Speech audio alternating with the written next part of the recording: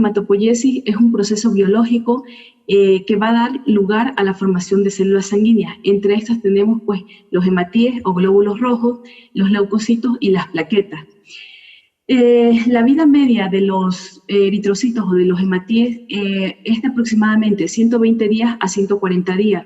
El tener conocimiento de la vida media nos va a servir después en ciertas anemias o en aquellos pacientes que ameritan transfusiones para tener idea de qué tiempo es aproximado el que va a sobrevivir ese eritrocito que estamos transfundiendo. Las plaquetas van a tener pues, una vida media de 8 a 10 horas, de 8 a 10 días aproximadamente. Y los linfocitos en sí van a tener en el torrente sanguíneo de 8 a 10 horas. Posterior a estar en el torrente sanguíneo van a pasar los tejidos y es aquí donde estos van a perdurar de 24 a 48 horas o de 1 a 2 días. Esto pues teniendo en cuenta que tenemos a los granulocitos. Los linfocitos van a permanecer muchos años pues, en los tejidos. La producción diaria de eritrocitos es de 2.5 millones por kilogramo de peso aproximadamente. En cuanto a las plaquetas va a ser de 2.2 millones y los linfocitos de 1 millón por kilogramo. Pues la actividad, como ustedes ya lo saben, más importante de los hematíes o de los eritrocitos es la distribución del oxígeno pues, a los tejidos y la retirada del dióxido de carbono de los mismos. Pues para esto el eritrocito va a estar formado o cuenta con una estructura básica. Pues esta estructura va a ser constituida por membrana, la hemoglobina y los componentes no hemoglobínicos. Esto es importante porque después no sabemos por qué hay hemólisis. Pues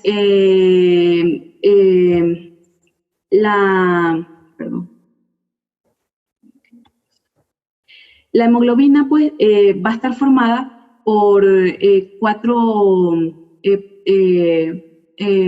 subunidades, como las tenemos en la imagen.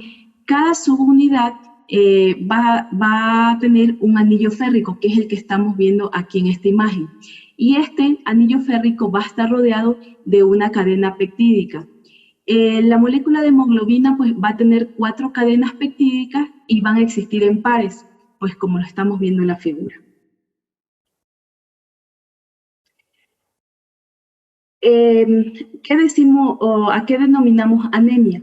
Pues la Organización Mundial de la Salud la define como una condición en la que el número de glóbulos rojos o su capacidad de transportar oxígeno es insuficiente para cubrir las necesidades fisiológicas que van a variar con la edad, con el sexo, con la actitud y con otras circunstancias en el caso del consumo del tabaco o en aquellas situaciones fisiológicas como es el embarazo. Tenemos que tener claro los conceptos de cada uno de estos. ¿A qué decimos que es la hemoglobina? Bueno, esto nos va a indicar la cantidad total de hemoglobina en gramos por litro de sangre total. El recuento de eritrocitario va a ser el número de glóbulos rojos en un volumen determinado de sangre total. El hematocrito va a ser el porcentaje de volumen de sangre total ocupada por los hematíes. Para la Organización Mundial de la Salud, los niveles de hemoglobina, y decimos que va a presentar anemia, va a ser en aquellas mujeres que tienen menos de 12 gramos sobre decilitro, y en los hombres aquellos que van a tener menos de 13 gramos decilitro. El recuento eritrocitario va a ser menor a 3.800 en las mujeres y en los hombres de 4.500. Y el hematócrito se lo considera menor al 35% en mujeres y menos del 40% en hombres. Estas cifras no van a ser iguales por ejemplo, en Ecuador. En Ecuador pues tenemos dos situaciones, los que estamos sobre el nivel del mar y aquellos que estamos a tantos metros sobre el nivel del mar. Por ejemplo, las personas que viven en Quito no van a tener nuestra misma hemoglobina que los que vivimos en la costa. Este cuadro, pues, lo importante de aquí de resaltar es tener una idea que entre los niños de 6 meses a 6 años, su rango normal o aproximado va a ser de 11 a 14 gramos sobre decilitro. Los hombres adultos va a ser entre 13 y 17 gramos. Las mujeres adultas y no embarazadas es de 12 a 15 gramos decilitro. Esta figura pues nos hace, nos sugiere o nos indica por etapas. Las embarazadas en este caso es un estado fisiológico en el que después de salir de su embarazo van a regresar a la normalidad. Y algo que les había comentado es que por cada metro sobre el nivel del mar vamos a tener que se va a elevar 1 gramo de la hemoglobina. Vamos a fijarnos la piel, las mucosas y las faneras, el sistema muscular, el sistema nervioso y el sistema gastrointestinal. Estos de aquí, sobre todo tenemos que hacer énfasis cuando hacemos la historia clínica y cuando estamos examinando al paciente. Lo más común que pues, ustedes me pueden comentar es cuando vemos a los pacientes y se los ve completamente un paciente de la piel, por decirlo, papel blanco. Son aquellos pacientes que nos dicen pues que presentan astenia, cansancio, fatiga, que tienen cefalea, que tienen dificultad para concentrarse, pacientes que también presentan calambres constantemente y que van a tener edema o que tienen cierta predisposición para tener infecciones en la vía urinaria, en sus vías urinarias. En las pruebas de laboratorio, ¿qué nos vamos a fijar o qué es lo más importante, lo que tenemos que solicitar o fijarnos cuando tenemos una biometría? La hemoglobina. La hemoglobina pues, es el parámetro más importante porque a raíz de esto definimos que estamos frente a un paciente que tiene anemia, dependiendo de los valores de los que ya vimos. Otro de los parámetros muy importantes es el volumen corpuscular medio. Este de aquí es el dato, tal vez después de la hemoglobina, el dato más importante para que nos va a guiar o que nos va a orientar hacia qué tipo de anemia es. Y esto nos permite clasificarla, si es una anemia macrocítica, si es una anemia normocítica o si es microcítica. Todas las anemias, al igual que nuestros nombres, tienen nombres y apellidos, las anemias también. Y el volumen corpuscular medio pues, nos va a dar la primera orientación.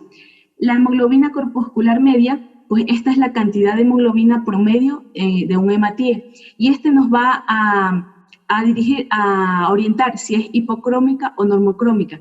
En realidad que la hipercrómica no se utiliza, por lo general es como hacer redundancia. En cuanto a la concentración de la hemoglobina corpuscular media, pues esta es la cantidad relativa de la hemoglobina al tamaño.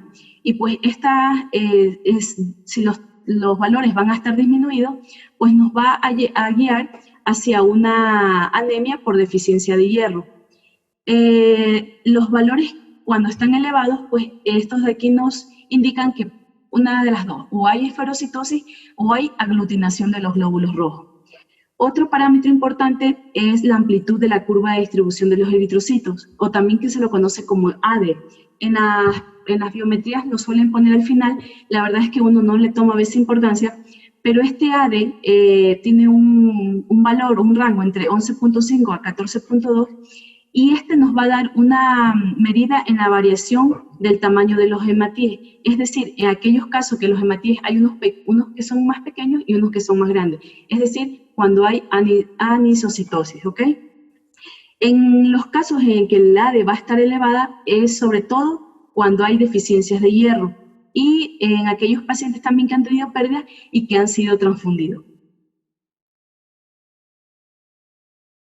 En cuanto a la anemia, la aproximación diagnóstica, nos tenemos que enfocar en la anamnesis, en la exploración física y en el estudio analítico inicial. En cuanto a la anamnesis, pues es importante la historia familiar si ha habido antecedentes de cirugía, qué tipo de dieta. Es muy importante preguntar la dieta. Puede que nos digan, no, es que nosotros sí comemos, pero como 3, 4 veces al día. Pero la pregunta es, ¿qué come en esos 3, 4 veces al día? Si es solamente carbohidratos o si tiene una dieta balanceada de proteínas, de verduras y de legumbres. ¿Qué fármacos toma? Aquellos pacientes que toman fármacos de tipo anticonvulsivantes, aquellos pacientes que toman antibióticos, también van a tener repercusiones. ¿Cuándo comenzó los síntomas? Si presentó sangrado, si ha tenido hemólisis, es decir, aquellos pacientes que se ven amarillos, ictéricos, si tienen síntomas neurológicos o qué enfermedades de base tiene. En la exploración física es muy importante ver piel y mucosas, palidez, ictericia, pacientes que pueden presentar hematomas o glositis. Nos tenemos que fijar en el cabello. Vamos a ver que es una mujer, en especial las mujeres, nosotras que se nos cae tanto el cabello, vamos a tener un cabello quebradizo, el paciente le va a decir pues que se me cae mucho el cabello. Pacientes que caminando, no subiendo escaleras, pues van a presentar disnea, son pacientes que van a presentar taquicardia, podemos encontrar adenopatías, parestesias o síntomas relacionados si tienen una enfermedad de base. En cuanto al estudio analítico inicial, pues vamos a solicitar un hemograma completo, pues que nos diga los índices corpusculares, los reticulocitos para ver qué tipo de anemia es, porque el reticulocito es una etapa previa a ser un eritrocito maduro. Entonces, dependiendo de la cantidad que encontremos, pues vamos a saber si esa médula está produciendo glóbulos rojos. Entonces, esta me va a decir si es regenerativa o arregenerativa. Tenemos un valor que lo normal va del 1 al 2% y que mayor a este es regenerativa y menor a 1 pues va a ser arregenerativa. Hay ciertas bibliografías que toman como un rango de 0.5 a 2%, también es válido. Un examen, un frotis de sangre pues para ver la morfología de los eritrocitos cómo están. Este de aquí ya es un poco más especializado, pero si ustedes pues van a su servicio social, la anamnesis, la exploración física y una biometría con los parámetros básicos ya los puede guiar y orientar hacia qué tipo de anemia se encuentran. Este es otro esquema donde vemos pues que vamos a tener la historia clínica, la exploración física, el hemograma completo. Habrá algunos laboratorios que no les hagan ni morfología ni reticulocitos, bueno, pues con lo primero es suficiente. ¿Qué vamos a analizar? Lo que les había comentado, el volumen corpuscular medio. Aquellos pacientes que tienen menos de 81 feldolitros, estamos frente a una anemia microcítica. Entre 81 y 100 feldolitros es normocítica y mayor a 100 feldolitros pues es una anemia macrocítica. Este es otro esquema donde tenemos las anemias microcíticas. ¿Cuál es la más común? En este caso vamos a tener las ferropenias. Las normocíticas, pues vamos a tener aquellas enfermedades crónicas, aquellos pacientes que son renales crónicas, que han tenido un cáncer y que están en tratamiento, aquellos pacientes que tienen pérdidas agudas, que tienen algún tipo de úlcera duodenal, las que tienen pérdida constante de sangre, y el embarazo. Pero como les había comentado, pues va a ser fisiológico. Y las macrocíticas, dentro de este grupo, pues tenemos las megaloblásticas, que se pueden dar por déficit de folato o de vitamina B12. Este grupo, pues, en realidad es el que más prevalece, pues, tanto en nuestro país como aquí en este país, las anemias de tipo carenciales. Este es un cuadro donde tenemos los síntomas que son muy frecuentes. Aquellos pacientes que van a tener palidez se van a presentar entre un 45 y un 50%, fatiga un 44%, algunos se presenta disnea y la cefalea en un 63%. Los que son frecuentes, pues tenemos la glositis atrófica, el síndrome de piernas inquieta, taquicardia, un soplo cardíaco, podemos encontrar vértigo o alopecia.